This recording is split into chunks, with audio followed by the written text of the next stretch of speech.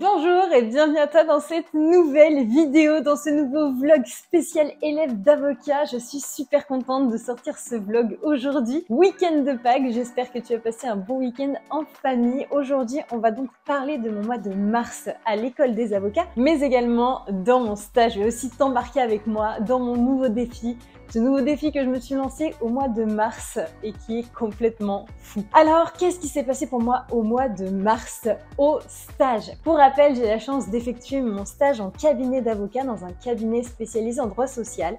Donc un cabinet qui est pour moi hyper cool parce que c'est un cabinet spécialisé dans ma spécialité, c'est-à-dire le droit du travail, et où j'ai la chance vraiment d'être accompagnée et d'être suivie. Et ce mois de mars particulièrement m'a beaucoup plu parce que j'ai commencé à me sentir un petit peu plus à l'aise avec ce qu'on pouvait me demander. Alors bien entendu, évidemment, j'ai encore tellement de choses à apprendre et tellement de choses que je ne sais pas faire. Mais en tout cas, on me donne des missions que j'apprécie grandement. Alors, qu'est-ce que j'ai fait au mois de mars durant mon stage?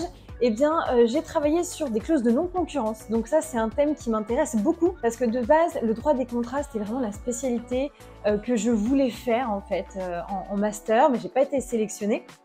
Et c'est vrai que grâce au droit du travail, eh bien finalement, je peux retrouver certaines choses en droit des contrats, puisque évidemment, le droit du travail, c'est essentiellement du droit des contrats quand même, alors un contrat spécifique, puisque c'est le contrat de travail, mais ça reste un contrat.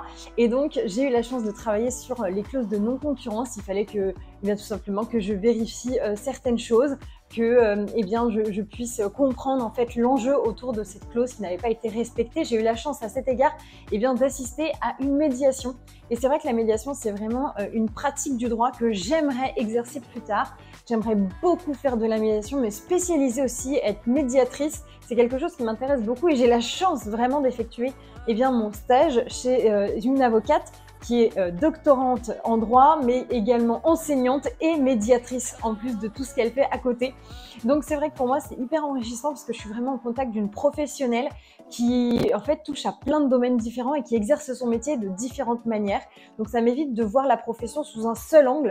Je fais vraiment différentes choses et ça permet vraiment de me projeter. Donc j'ai bossé sur une clause de non-concurrence, j'ai bossé également sur un dossier donc en médiation. Donc vraiment j'ai adoré la médiation, j'ai trouvé ça super cool. Il y avait médiateur, les deux avocats, il y avait le client de chaque partie évidemment, en défense et en demande. Et franchement c'était super intéressant de voir ça. C'était un peu tendu et tout, mais c'est normal, genre ça donne un peu l'adrénaline je trouve, et bien voilà, de la pratique de la médiation. Et franchement, j'ai surkiffé. Donc, j'espère vraiment pouvoir faire de la médiation plus tard parce que je trouve ça trop cool. Ensuite, qu'est-ce que j'ai fait? Bon, on m'a demandé différentes choses. Dans un premier temps, de faire un peu une espèce d'emploi du temps en fait sur un licenciement. Un licenciement doit respecter une temporalité, donc il faut envoyer une certaine lettre à un certain moment. Ensuite, faire un rendez-vous à un autre moment bien précis en respectant bien un délai un nombre de jours. Bref, et bien tout ça, fallait que je le planifie pour justement qu'on puisse conseiller au mieux l'employeur afin qu'il respecte la procédure de licenciement. Et franchement, c'était hyper intéressant. Alors bien sûr, j'ai fait des erreurs par rapport à ça. J'ai pas fait tout parfait parce qu'il faut quand même penser aux jours ouvrés, aux jours ouvrables, aux jours je ne sais calendaire. Bon, c'est vrai qu'il y a des choses que j'ai pas tout maîtrisé, mais en tout cas, c'était un exercice que j'ai trouvé très chouette. On m'a également demandé de faire un truc que j'ai beaucoup aimé, à savoir prendre les nouvelles conclusions qu'on venait de nous envoyer et de voir en fait les éléments qui avaient été ajoutés et voir si nous on avait besoin de répondre derrière. Donc c'est vrai que quand tu débarques dans un dossier que tu n'as jamais traité, ça prend du temps quand même de lire le dossier, de voir les pièces, de comprendre en fait l'enjeu et les différentes choses qui sont mises en avant.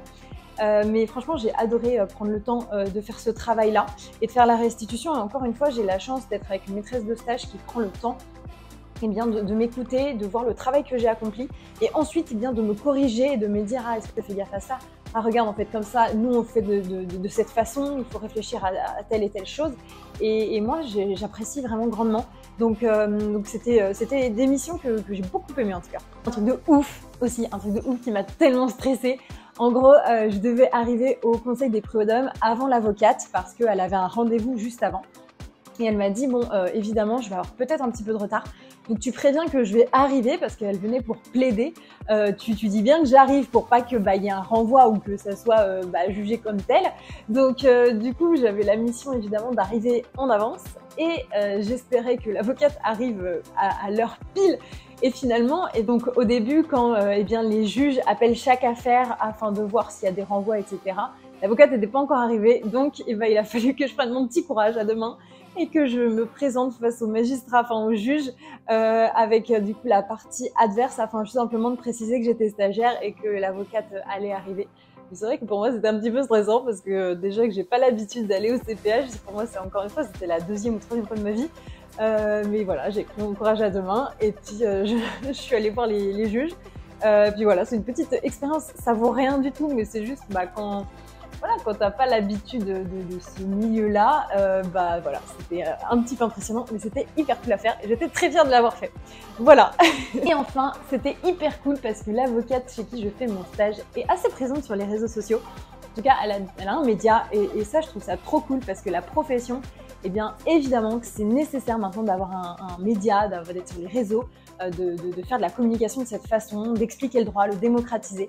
Enfin, c'est tout ce que je fais sur les réseaux depuis des années, donc forcément pour moi ça me touche et surtout ça me parle.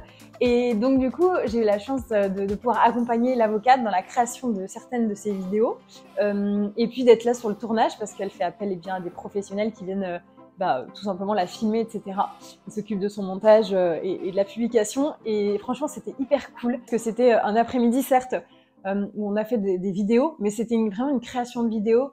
C'était un peu plus mon monde à moi, enfin plus mon monde je sais pas, mais en tout cas c'est un monde dans lequel je suis forcément plus à l'aise parce que j'ai eu plus l'habitude de faire des vidéos YouTube que de faire des conclusions pour le moment, mais j'espère que la tendance va s'inverser un jour. Mais du coup c'était hyper cool de voir une avocate qui trouve que être sur les réseaux ça a de l'importance aussi, que c'est pas pour rien que c'est aussi important dans le monde aujourd'hui. Et du coup, j'ai vraiment apprécié ce moment.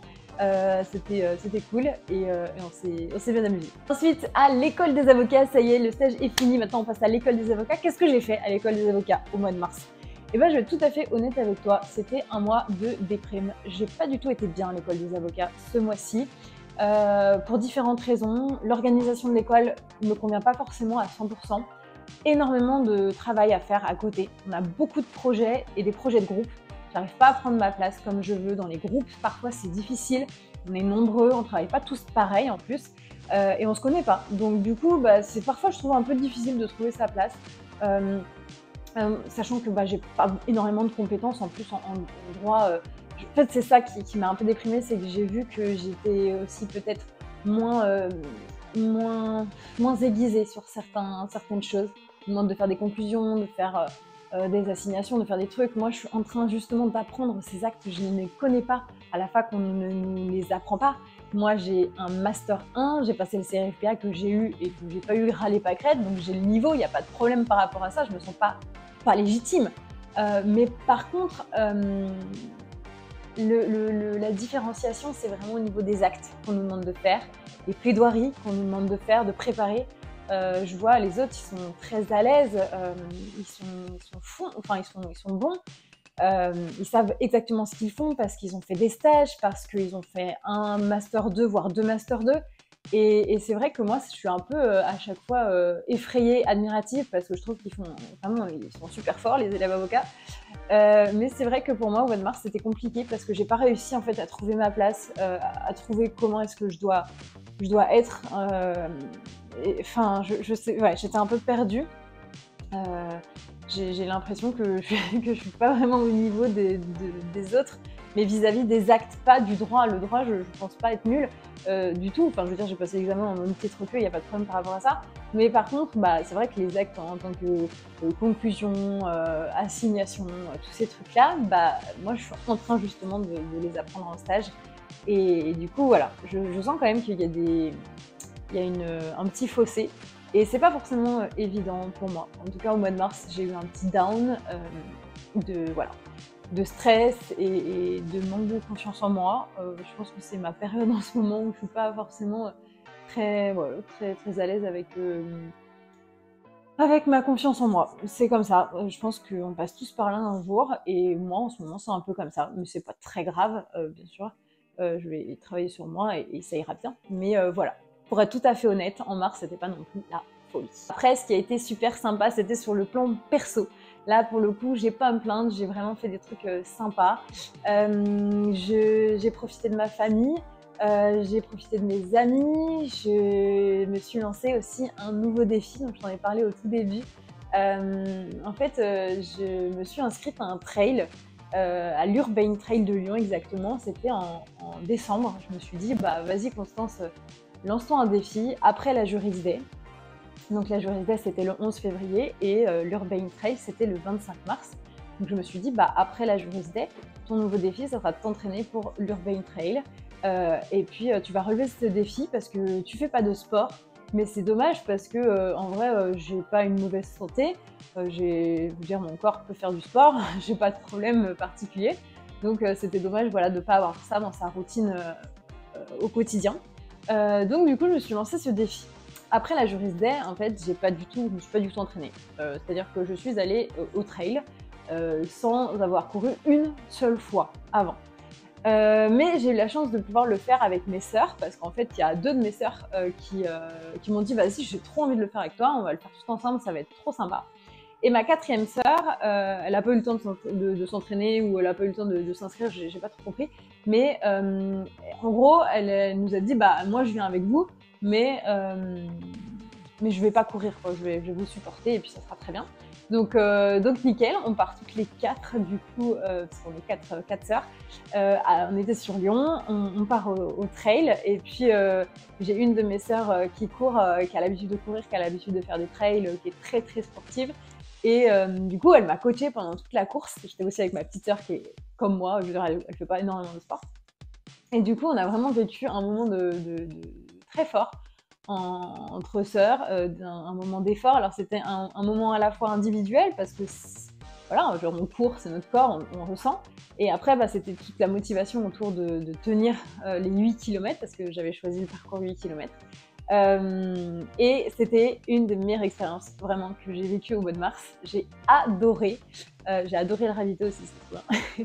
Mais j'ai vraiment adoré bien ce goût de l'effort, ce dépassement de soi. Pourtant, attention, j'ai fait que 8 km, je suis pas sportive et tout, mais j'étais fière de moi en fait. Genre vraiment, tout à l'heure, je vous parlais du fait que j'avais un peu, en ce moment, j'avais pas une énorme confiance en moi pour différentes raisons. Et je peux pas pleurer comme ça avec eux. Mais par contre, voilà, le trail, ça m'a fait vraiment du bien et j'étais super fière de moi. Et le soir même du trail, je me suis inscrite à un nouveau trail et du coup, je me suis dit, tous les 15 jours, tu fais un trail. Donc, j'ai un emploi du temps de trail. Là, j'en fais un du coup la semaine prochaine. J'en fais un autre du coup encore 2 semaines après et un autre encore 2 semaines après, etc. Et je suis trop contente parce que je me suis acheté du coup toutes mes petites affaires pour courir, des baskets, je me suis acheté une petite tenue chez Decathlon, enfin bref, c'est trop bête, mais c'est des petites choses. Et en fait, le plus dur, c'est de se lancer. Parce qu'encore une fois, j'aime pas courir comme ça, mais le trail, ça me donne envie parce que c'est ce truc, genre tu cours, t'es en montée, parfois tu marches, ouais, tu fais un peu de la rando, tu changes de rythme à chaque fois et ça, je trouve ça assez agréable, tu t'ennuies pas. J'aime moins courir genre sur un circuit qui est plat, mais voilà, le trail, c'est quelque chose qui me ressemble un peu plus et j'espère que voilà, je serai fière de moi et que je me sentirai mieux dans mon corps aussi. En tout cas, c'est un défi que voilà, je me lance sans prétention, c'est pas une histoire de chronomètre, je m'en fous complètement pour le moment. Mon objectif, c'est de me dire, bah, c'est bien, tu t'es inscrite, c'est bien, t'as cherché, c'est bien, t'as envie, t'es motivée. Et en plus, j'ai la chance d'être méga soutenue par Gab qui va venir avec moi à chaque fois pour me supporter et tout. Donc, voilà, c'est quelque chose que je partage avec lui et qu'il est toujours là pour m'encourager en tout cas dans les choses que je veux faire et qui me font du bien. Donc, du coup, j'ai vraiment beaucoup de chance par rapport à ça. Je suis super bien entourée. Et donc voilà, c'est mon nouveau défi sportif et je suis très contente. Donc je ne peux que t'encourager si tu as la possibilité évidemment de faire un peu de sport. En fait, le plus dur, c'est de se lancer. Encore une fois, hein, je ne suis pas là pour te donner des conseils sportifs parce que je ne suis pas une grande sportive. Mais c'est des petits challenges qu'on peut se lancer petit à petit. Même si tu passes le CRFPA, ça peut être très bien pour toi de faire un peu de sport.